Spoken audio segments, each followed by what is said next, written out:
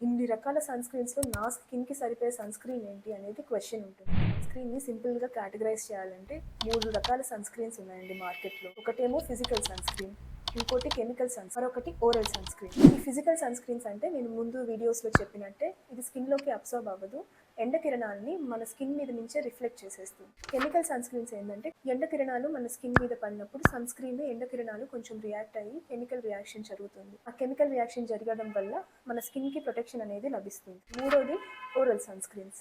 Oral sunscreens అంటే ఏం లేదండి, టాబ్లెట్ రూపంలో సన్ స్క్రీన్స్ని తీసుకోవడాన్ని ఓరల్ సన్ స్క్రీన్స్ అంటారు. యూజువల్గా పిల్లలు, సెన్సిటివ్ స్కిన్ ఉన్నవాళ్ళు, ప్రెగ్నెంట్ పీపుల్, బ్రెస్ట్ ఫీడింగ్ ఇచ్చేవాళ్ళు వీళ్ళు ఫిజికల్ సన్ స్క్రీన్స్ వాడడం మంచిది. కెమికల్ సన్ స్క్రీన్స్ మిగిలిన వాళ్ళందరూ వాడుకోవచ్చండి. కెమికల్ సన్ స్క్రీన్స్ ఏంటంటే చూడడానికి పూసుకున్న తర్వాత కొంచెం నీట్ అపియరెన్స్ ఉంటుంది.